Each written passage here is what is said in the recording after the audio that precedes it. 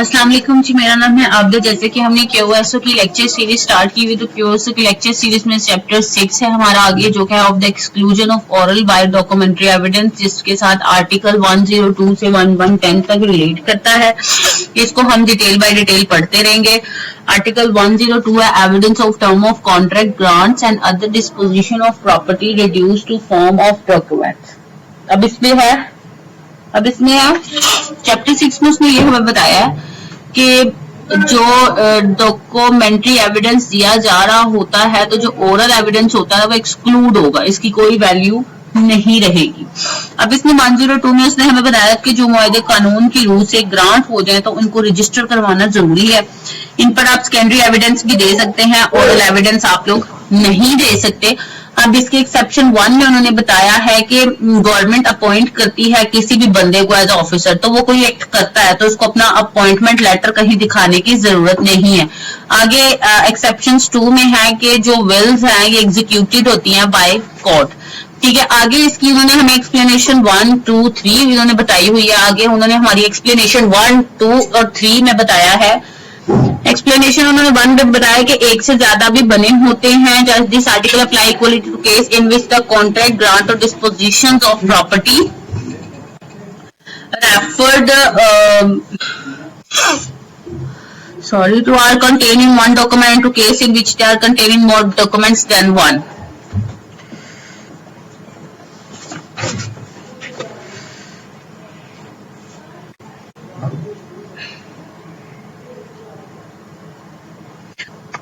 जी, article 102 में हम जैसे कि एक्सप्लेनेशन 2 पढ़ेंगे कि where there are more originals than one original only need to be proved, यानी कि एक ही दिखा दो तो वो काफी होगा।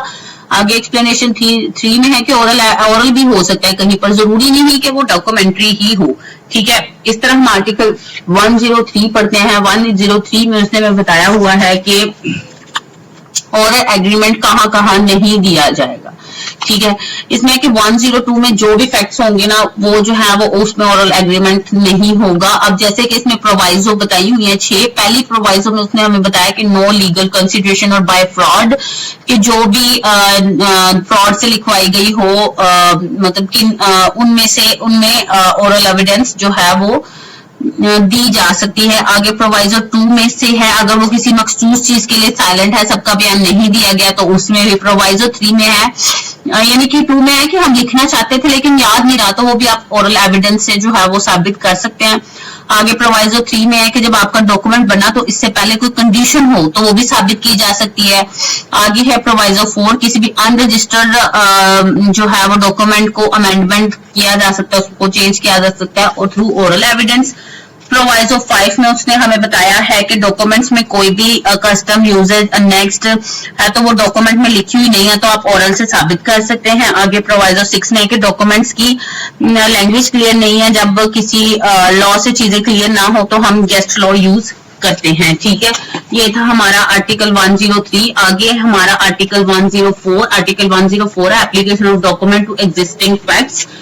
इसमें है कि जो है एग्रीमेंट या डॉक्यूमेंट में कोई भी चीज लिखी होती है क्लियर है तो वो ओरल कोई भी चीज नहीं दी जाएगी, अटैच नहीं की जाएगी। इसमें अब हमें गेस्ट लॉ की जरूरत नहीं है, जब उसकी लैंग्वेज है उसमें हर चीज जो है वो क्लियर है। आगे है 105। उसमें 105 में उसने बताया हमें कि जब लैंग्वेज क्लियर नहीं होती तब आप ओरल एविडेंस दे सकते हैं अनमीनिंग चीजों के लिए। जैसे कि उसने हमें बताया कि घर लाहौर में है, कराची में नहीं। इनकम्प्लीट मीनिंग ऑफ को कंप्लीट करने के लिए हम ओरल एविडेंस दे सकते हैं। आगे है आर्टिकल 106। आर्टिकल 106 में evidence as to application of language which can apply to one only of several person. अब इसमें डॉक्यूमेंट में जो लैंग्वेज लिखी हुई है उसके लिए एक एविडेंस दिया। ठीक है, मतलब कि उनमें से उसके लिए एविडेंस आप लोगों ने दिया। अब सेवरल चीजों में से एक पर अप्लाई होनी है। फॉर एग्जांपल, बंदे ने मरते हुए अपने भाई से कहा कि मेरे दोस्त नवीद के पास 20 लाख हैं, लेकिन मरने के बाद पता चला कि नवीद नाम के तो 4 बंदे हैं। अब यहाँ ओरल एविडेंस से चीजें साबित हो सकती हैं।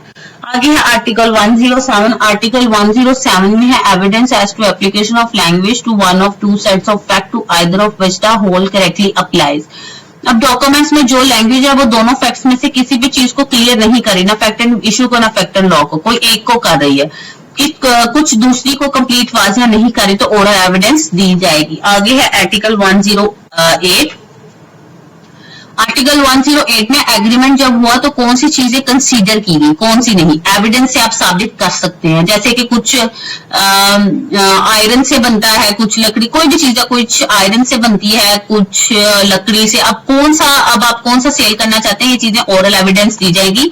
जैसे कि इसकी इलस्ट्रेशन में बताया गया स्कल्पटर कि वो आयरन से भी बनता है, लकड़ी से भी बनता है, कौन सा सेल करना चाहिए, ये चीजें तो आपको ओरल एविडेंस से ही जो है वो साबित करनी पड़ेगी, क्योंकि एग्रीमेंट टू सेल हुआ, लेकिन उसमें कौन सी चीज कंसीडर की, कौन सी नहीं, ये एविडेंस से आप लोग साबित करेंगे। ठीक है, आगे है आर्टिकल 109। 10 में who may give evidence of agreement varying terms of documents.